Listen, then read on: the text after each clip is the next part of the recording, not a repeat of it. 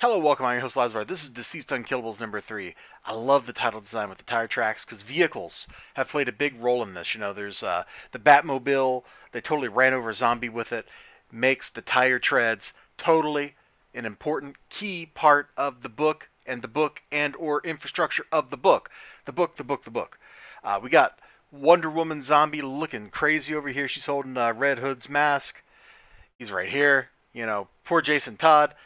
He gets killed, he gets abused.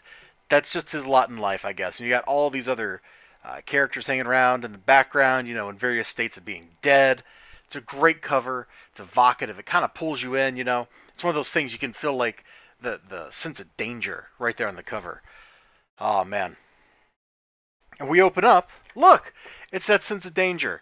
It's Bane. And Bane is a little unhappy because Bane is now dead and infected and a zombie.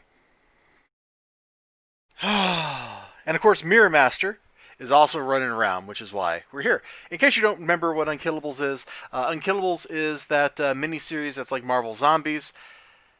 Well, I guess I should say this series, like Deceased in general, is that. It's like Marvel Zombies, except it's DC characters, and they're dealing with a zombie outbreak. And I guess it's not really completely charitable, because Marvel Zombies is actually fairly different from this. But it's just a zombie book with DC characters.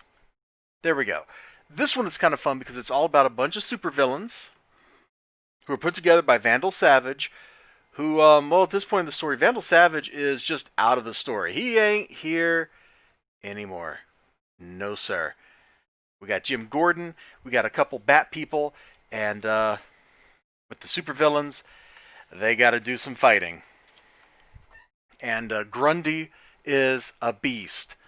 One of the things that kind of grew on me in this series in the previous issue was Grundy being good with kids. I don't know why I like that. I really don't. It seems kind of stupid, right? He's a dead zombie dude, and I'm like, I enjoy that. The stupid joke with Cheetah liking head pats like a cat, like I enjoyed that too. It's great times. So the heroes, the villains, and the kids. Let's just get to that page. And the kids are all going to line up and fight the zombie menace off. Now, of course, Jim Gordon and Deathstroke are both like, you idiot kids, get out of here. Of course they are. These two guys actually have some sense on their shoulders. Unlike the kid right here, who's got a slingshot. Yeah, that's going to work, buddy. Now, granted, these kids have all been like undergoing intense martial arts training with, oh, Lady Shiva, for example. So they might do okay, but come on, against a horde of zombies, that ain't gonna cut it. And the adults in the book actually realistically just point that out. We're already like what? We're like 3-page flips in. I've showed you 5 pages. I think I can show you just one more of just a little bit somewhere. So we'll get to that. This is the part of the zombie story. Well, I guess every part of the zombie story is the part of the zombie story where bad things happen and they have to run away and all that.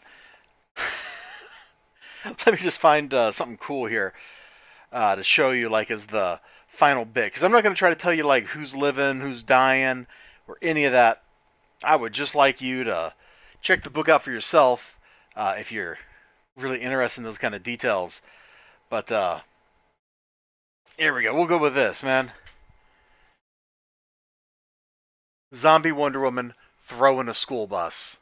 The end had come. Bum, bum, bum. Just like that.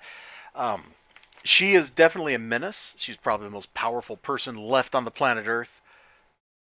Because at this point in the story, like, all the heroes that were still alive basically left. Maybe not all of them, but a lot of them. So the school gets into trouble. And, you know, it's a zombie story. You know, it's like Walking Dead. You know, they set up somewhere nice.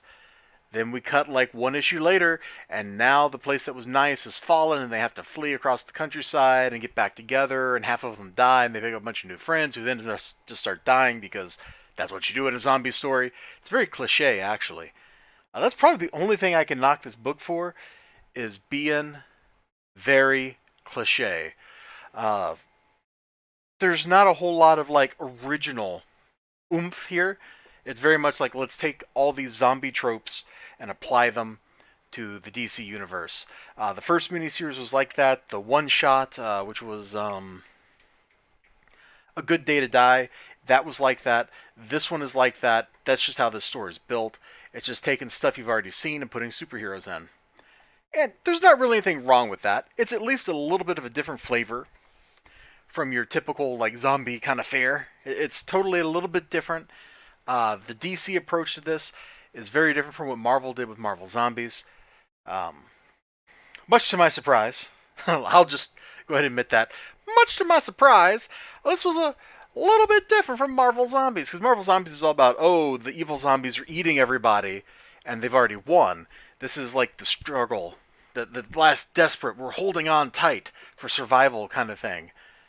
So, they have to flee the school. There's really only one place they can go, the Gotham jungle.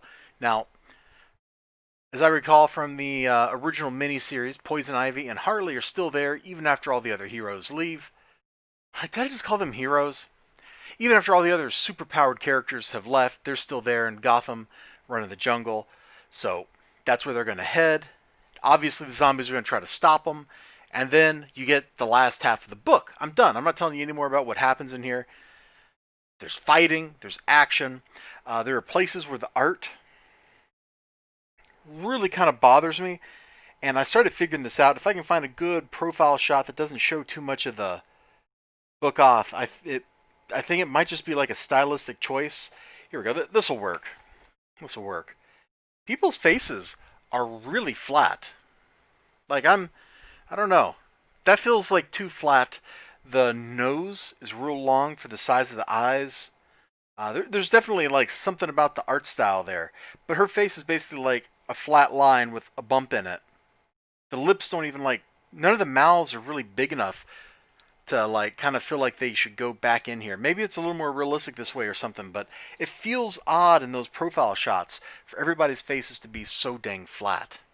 And that's one of the things that's really kind of nagged me about this, and I'm glad when I was on stream I could finally start articulating that a little bit. The art doesn't feel like it belongs in a superhero book. It feels like it belongs in an independent book. There's a bit of the same kind of dynamic that Killtopia has to the art in here.